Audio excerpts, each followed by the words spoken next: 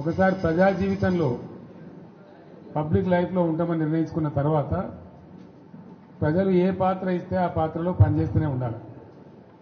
అది రాజకీయ నాయకుని యొక్క రాజకీయ కార్యకర్త యొక్క లక్షణం అయి ఉండాలి. అదే నిజమైన రాజకీయం. లేకపోతే రాజకీయాలకు ప్రజా జీవితానికి అసలు అర్థం లేదు, లక్ష్యం కూడా లేదు. అది గుడ్డెద్దు చేనులో పడి మేసినట్టుగా ఉంటుంది. ఇది ఒక నిరంతర ప్రక్రియ. ఈ ప్రక్రియను ఒకసారి మనం ఈ జీవితాన్ని ఎంచుకున్న తర్వాత నేను రాజకీయాలలో ఉండాలి, నేను ప్రజా జీవితంలో ఉండాలి అని ఒకసారి అనుకున్న తర్వాత నిరంతరం పనిచేస్తూనే ఉండాలి. మేము అధికారంలో ఉంటేనే లెక్క, మాకు పవర్ ఉంటేనే లెక్క. అందుకోసం మీ అందరికీ నేను మనవి చేసేది ఏంటంటే మన PRS పార్టీది ఒక ఉజ్వలమైన ప్రస్థానం. మనది విజయగాథ, అపజయగాథ కాదు. ఎవడున్నారండి 2000 సంవత్సరంలో తెలంగాణకు? మర్చిపోయినాం కదా మనందరం కూడా. ఎక్కడ తెలంగాణ, ఏం తెలంగాణ? నన్నే అన్నారు చాలా మంది, తెలంగాణ పోదాం రాదంటే క్యా దుకాణంలాగా సాబ్ అని మాట్లాడింది. అంత దారుణంగా మర్చిపోయింది. కంప్లీట్ బానిసలం అయిపోయినాం కదా ఆ రోజు. మన భాషను మాట్లాడడానికే భయపడ్డ రోజులు అది.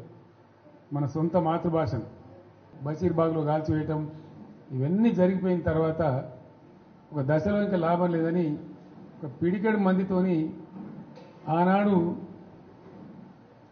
చంద్రబాబు నాయుడు ప్రభుత్వం ఉండే రాష్ట్రంలో అతని చేతిలో 29 మంది ఎంపీలు, 185 ఎమ్మెల్యేలతో గెలిచిండు. 20 ఏళ్ళు రాజ్యంలో ఉంటా అంటాడు.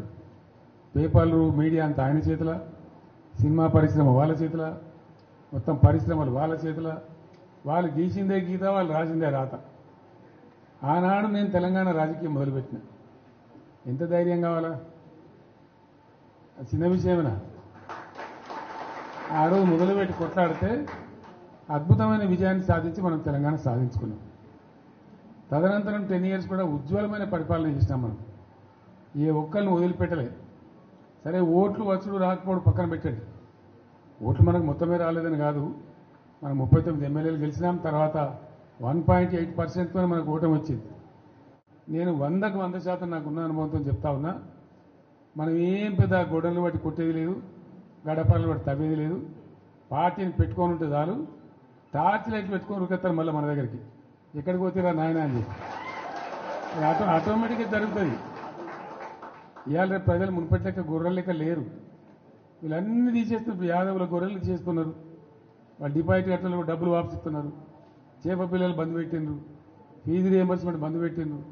ఎన్ని రోజులు ఒప్పుకోడతారు ప్రజలు? వాళ్ళు చూస్తారు, టైం దాకా చూస్తారు.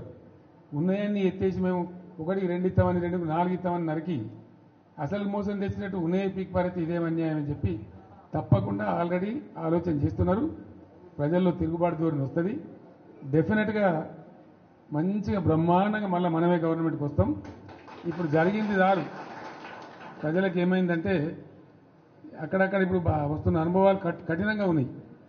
ఇక చాలనుకుంటారు. మళ్ళీ తప్పిపోయి కూడా కాంగ్రెస్కి ఏతరా బాబు అనేటువంటి అభిప్రాయానికి వస్తారు.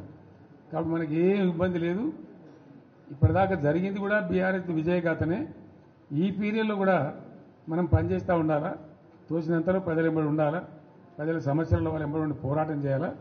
మీకు ఏదైనా మంచి చెడ్డ అయితే పార్టీ చూసుకుంటుంది. పార్టీ మీకు అండదండగా ఉంటుంది. మీరు ఇంత పెద్ద ఎత్తున లార్జ్ స్కేల్లో మహబూబాబాద్ నుంచి, కొంత మన మేడ్చల్ నుంచి, మన నల్గొండ జిల్లా నుంచి నాయకులందరూ వచ్చినారు. చాలా సంతోషం. ఇక ముందు ఏం చేస్తామంటే వారానికి ఒక 2 నియోజకవర్గాలు పిలుద్దామనుకుంటున్నాం. మీరు వట్టిగా మధ్యలో దీని రావడం కాకుండా ఇక్కడనే మంచిగా మనకు భోజనశాల కూడా ఉంది. మీకు ముందే వస్తే చెప్పి వస్తే ఏమైందంటే ఒక 1000 మంది వచ్చిన బాధ లేకుండా ఇక్కడ మంచిగా భోజనాలు ఏర్పాటు చేస్తాం. మనం కాసేపు మంచిగా మాట్లాడుకోవచ్చు. అది నియోజకవర్గాల డేట్లు మేము త్వరలో ప్రకటిస్తాం. ఆ ప్రకారం వచ్చినట్టయితే కాన్స్టిట్యున్సీ బై కాన్స్టిట్యున్సీ ఈజీ ఉంటుంది.